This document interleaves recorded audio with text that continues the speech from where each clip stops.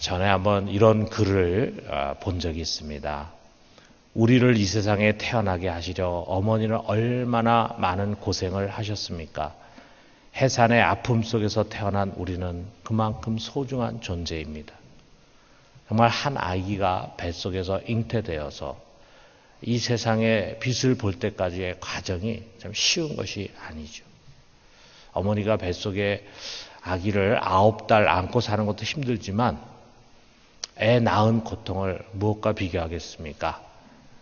우스갯말로 이런 말이 있습니다. 남편에게 애 낳는 고통을 알게 하려면 입에서 귀까지 찢어주라. 그런 말이 있습니다.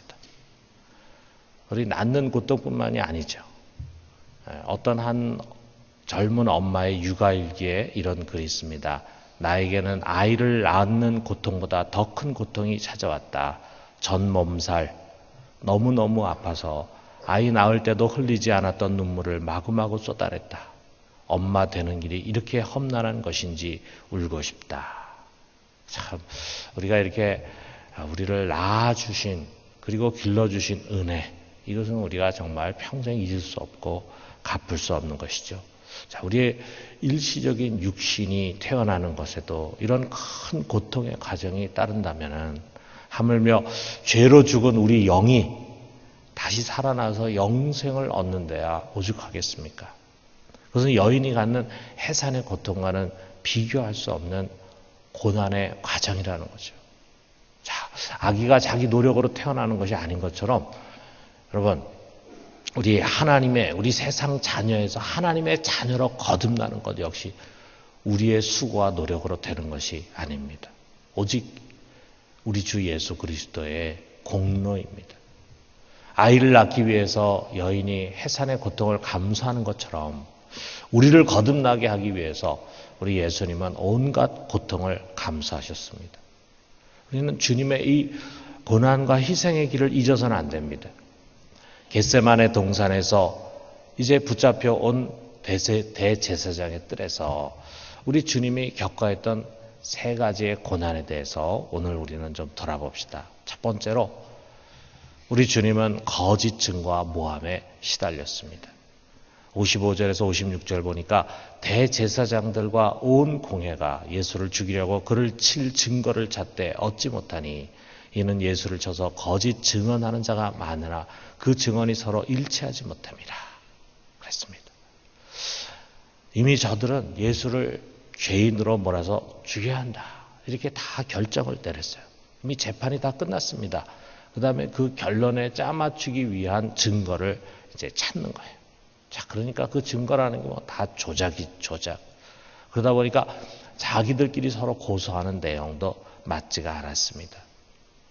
자, 자신이 분명히 잘못하고 죄를 지었음에도 불구하고 그것을 인정하려고 하지 않는 그런 세태 속에서 하지 않는 일을 모함당하는 것이 얼마나 견디기 어려운 것입니다. 아마 우리가 지금까지 살아오면서 크고 작은 이런 억울한 일을 아마 다 겪었을 거예요. 나에 대해서 거짓 증거하고 억울한 모함을 하는 그런 일을 우리가 겪을 때 참 그 무엇과도 비교할 수 없는 참 고통을 우리가 아마 다 경험했을 것입니다. 한 인격체에게 너무나 가혹한 것입니다. 한 12년 전의 일인데 한 여고 2학년생이 자기 반 친구 집에 놀러 갔어요. 그런데 거기서 가방을 훔쳤다는 2명을 쓰게 됐어요.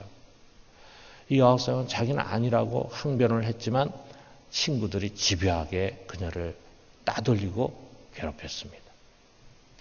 이것을 견디다 못해서 이 여고 2학년 학생이 그만 아파트에서 뛰어내려서 자살하고 말았어요. 참 이 모함과 누명을 쓴다는 것, 이것은 정말 인격체가 감당하기 어려운 것입니다. 수많은 사람들이 예수님을 앞에 두고 수많은 거짓 증거를 가지고 그를 몰아세웁니다. 자, 그런데 거기서 우리 예수님 말이죠. 한마디도 말씀하거나 변명하지 않고 침묵하고 계셨습니다. 이것이 그가 우리를 위해서 져야 할 십자가의 고난이다. 그는 그렇게 생각하고 감수하신 것입니다. 스펄전이라는 사람이 이런 말 했습니다. 진실할 때는 침묵하십시오. 그러면 곧 침묵이 지혜였다는 사실을 발견하게 될 것입니다. 우리 주님은 침묵하심으로써 놀라운 예언을 성취하셨습니다. 만일 주님이 자신을 길게 변화하셨다면 그것은 이사야의 예언에 상반되었을 것입니다. 이사야서 53장 7절에 마치 도수장으로 끌려가는 어린 양과 털 깎는 자 앞에 잠잠한 양같이 그 입을 열지 아니하였도다. 주님은 입을 열지 않고 잠잠히 계심으로써 자신이 참 하나님의 어린 양임을 입증하셨습니다. 진실할 때는 침묵하라. 그러면 곧 침묵이 지었다는 사실을 발견하게 될 것이다. 여러분, 우리도 이 말을, 이 스펄전의 말을 가슴에 잘 담고 혹여라도 우리에게 때로는 억울한 일이나 누명이 주어질 때 예수님께서 행하셨던 이 모습을 본삼아서 침묵할 수 있기를 바랍니다. 두 번째로는 수없는 모욕을 감수했다. 자, 유대인들은요, 그를 사형받아야 할 자로 정죄했습니다. 그래서 어떤 사람은 그에게 침을 뱉고 그의 얼굴을 가리고 주먹으로 치면서 자, 누가 때렸는지 알아맞혀봐라 하면서 조롱했습니다. 그리고 하인들도 예수를 봤더니 손바닥으로 뺨을 때렸습니다. 여러분, 이거 하나하나가 얼마나 모멸스러운 행동, 아프고 육체적으로 힘든 것보다도 정신적으로 얼마나 고통스러운 일입니까? 이 침뱉음이라는 거, 이거는 몸에 고통을 주기 위한 행동이라기보다는 그 사람의 정신과 영혼에 수치를 주기 위한 행동이죠. 자, 이렇게 집단으로 구타하는 것 역시 육체적인 고통 이전에 한 인격을 저절히 짓밟는 것입니다. 아마 여러분 성인이 돼서는 이런 일을 겪는 일이 거의 없을 거예요. 우리가 어렸을 때나 또는 학창시절에는 때로 종종 얻어맞기도 하고 우리 중에 혹시 집단 구타를 당한 사람도 있을지 모르겠어요. 또 요즘은 잘 그렇지 않지만 우리 남자들은 또 군대 가면은 또 많이 얻어맞게 되어 있었습니다. 자, 그런데 이제 이렇게 성인이 되어서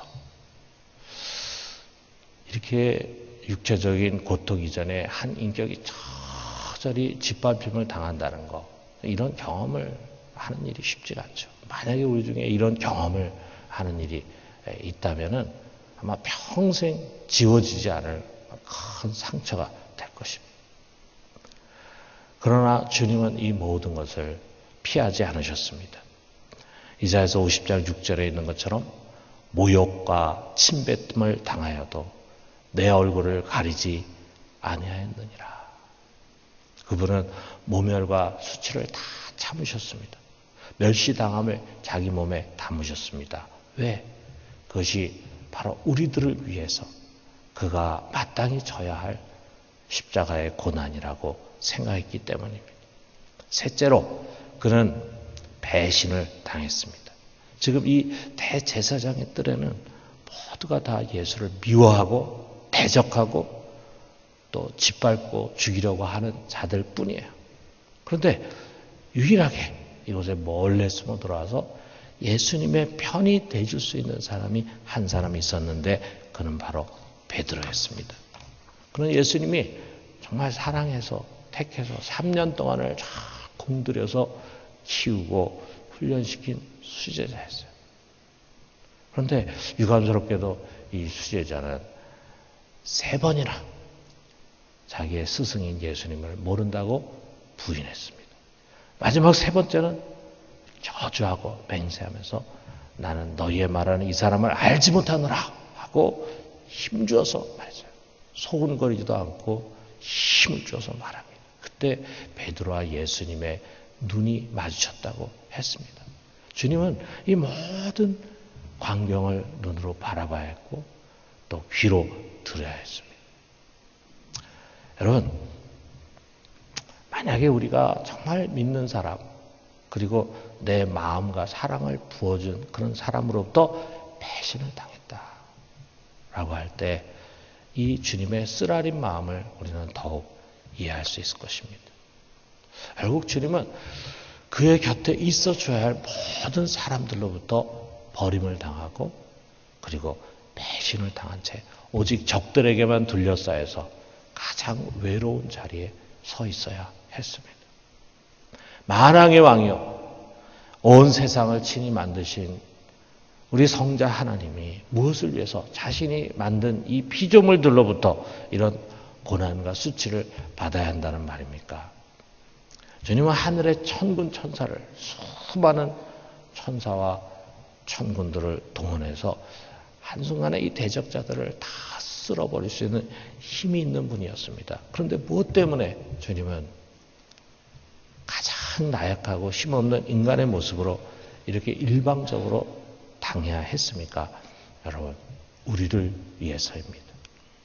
나를 위해서, 나를 용서받게 하기 위해서, 나를 죄의 정으로부터 죽음의 권세로부터 건져내기 위해서, 나를 하나님의 자녀로 다시 태어나게 하기 위해서 우리 주님께서 이 모든 고난을 친히 감수하신 것입니다.